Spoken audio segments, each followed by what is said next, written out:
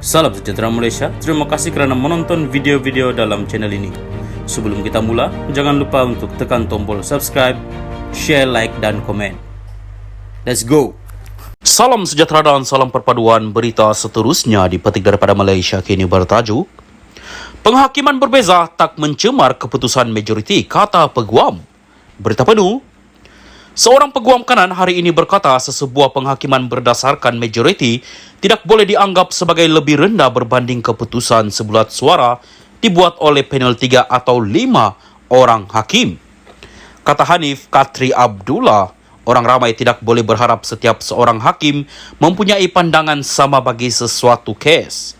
Kita tidak seharusnya melihat penghakiman yang berbeza sebagai mencemarkan keputusan majoriti. Hanya kerana terdapat penghakiman yang berbeza pendapat, ia tidak menjadikan keputusan 4-1 sebagai keputusan yang lebih rendah daripada keputusan sebulat suara, katanya. Hanif Katri berkata demikian sebagai ahli panel Forum Awam Anjuran Majlis Peguam Malaysia di Kuala Lumpur hari ini.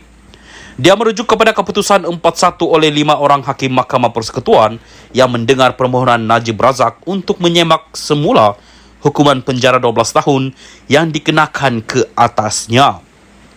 Bekas Perdana Menteri itu sedang menjalani hukuman tersebut selepas disabitkan bersalah atas 7 pertuduhan jenayah membabitkan dana RM42 juta milik SRC International sendirian berhad. Ketika kesalahan tersebut dilakukan, SRC merupakan anak syarikat 1MDB. Susulan keputusan berkenaan, penyokong Najib serta UMNO telah menyifatkan penghakiman berbeza itu sebagai memberikan harapan baru untuk bekas presiden mereka dibebaskan dari penjara Kajang. Forum Awam bertajuk SPRM, bekas PM dan kebebasan Badan Kehakiman, turut menampilkan Presiden Badan Peguam Malaysia, Karen Chia, pakar perlembagaan Profesor Shad Salim Faruqi dan Peguam Hak Asasi Manusia, Andrew Ko. Penyokong Najib berkata penghakiman berbeza itu datang daripada Hakim Besar Sabah dan Sarawak, Abdul Rahman Sebli yang mempengurusikan panel berkenaan. Hanif bagaimanapun menegaskan kekenaan seseorang hakim dalam sesebuah panel tidak mempunyai peranan dalam mempengaruhi keputusan kerana setiap ahli bebas untuk menulis penghakiman sendiri. Kekanaan seseorang hakim terhenti di muka kamar perbicaraan. Apabila anda duduk untuk mendengar sesuatu kes, anda semua adalah sama. Anda bebas untuk menulis penghakiman anda sendiri. Jadi tidak ada yang pelik mengenai hal itu, katanya. Hanif Katri seterusnya menjelaskan di sebalik pandangan berbeza itu, Abdul Rahman tidak mempunyai pendapat berlawanan terhadap pandangan majoriti hakim bahawa mereka tidak bersetuju dengan hujah pembelaan bahawa Hakim Muhammad Nazlan Muhammad Ghazali mempunyai konflik kepentingan semasa mendengar perbicaraan Najib. Sementara itu, Chia yang mengulangi pandangan Hanif Katri bahawa Abdul Rahman tidak menyentuh hal berkaitan rayuan utama, menekankan kepentingan kemuktamadan dalam mana-mana prosiding undang-undang. Untuk membenarkan semakan lain berdasarkan keputusan Abdul Rahman boleh menjadi duluan yang berbahaya kerana kita inginkan sesuatu yang muktamad, melainkan ada perkara yang tidak disemak semasa semakan pertama, katanya sambil mengakui tiada peruntukan yang melarang semakan kedua difailkan. Syed Salim pula berkata yang di-Pertuan Agong dalam menyampaikan keputusannya atas nasihat Lembaga Pengampunan boleh mengambil kira apa-apa perkara yang berkaitan. Dalam kes Najib, katanya, perkara itu termasuklah pertuduhan lain yang sedang dihadapi bekas Perdana Menteri itu di mahkamah.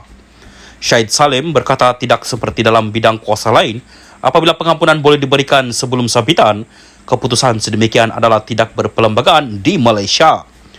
Forum petang tadi itu turut dihadiri Ketua Pasukan Pembelaan Najib, Muhammad Syafi'i Abdullah.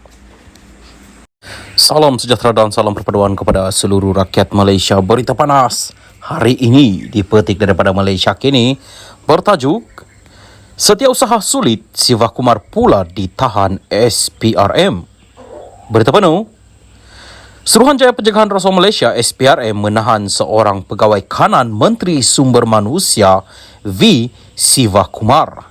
Kali ini tangkapan berkenaan dibuat ke atas Setiausaha Sulit Menteri Terbabit. Ketua Pesuruhjaya SPRM Azam Baki mengesahkan tangkapan itu kepada Malaysia Kini sebentar tadi. Ya, seorang pegawai ditahan dan direman, tapi saya tak pasti buat masa ini berapa hari, katanya.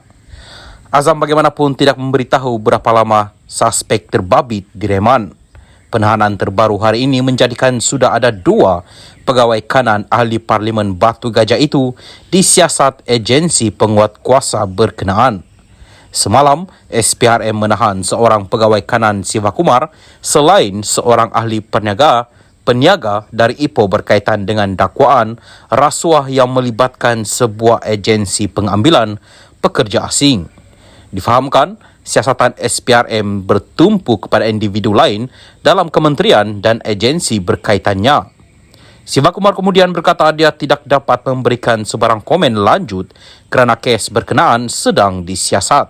Saya dan Kementerian Sumber Manusia akan memberi kerjasama penuh kepada agensi siasatan sekiranya diperlukan, katanya. Difahamkan, siasatan itu melibatkan kes rasuah bernilai RM97 juta ringgit. Salam sejahtera dan salam perpaduan terkini dari Mahkamah. Syafiee gagal dapat kebenaran fail tuntutan balas RM9.41 juta terhadap LHDN. Berita penuh. Mahkamah Tinggi di Kuala Lumpur pagi ini menolak kebenaran terhadap Muhammad Syafiee Abdullah untuk membuat tuntutan balas terhadap kerajaan berhubung dakwaan pembayaran tunggakan cukai pendapatan berjumlah RM9.41 juta ringgit terhadapnya. Pesuruhjaya Kehakiman Rozmawar Rozain dalam keputusannya berkata, sebarang ketidakpuasan berhubung pengiraan tunggakan cukai perlu didengar dan diputuskan di hadapan Pesuruhjaya Khas Cukai Pendapatan SCIAT.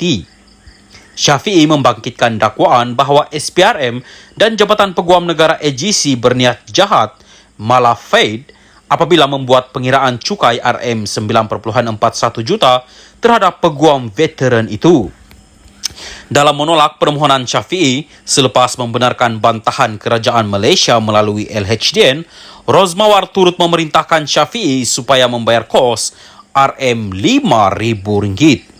Menerusi tuntutan balas itu, Syafiee mendakwa saman tunggakan cukai itu dimulahkan terhadapnya selepas dia bertindak sebagai peguam kepada bekas Perdana Menteri Najib Razak yang berdepan banyak kes jenayah yang dikaitkan dengan 1MDB.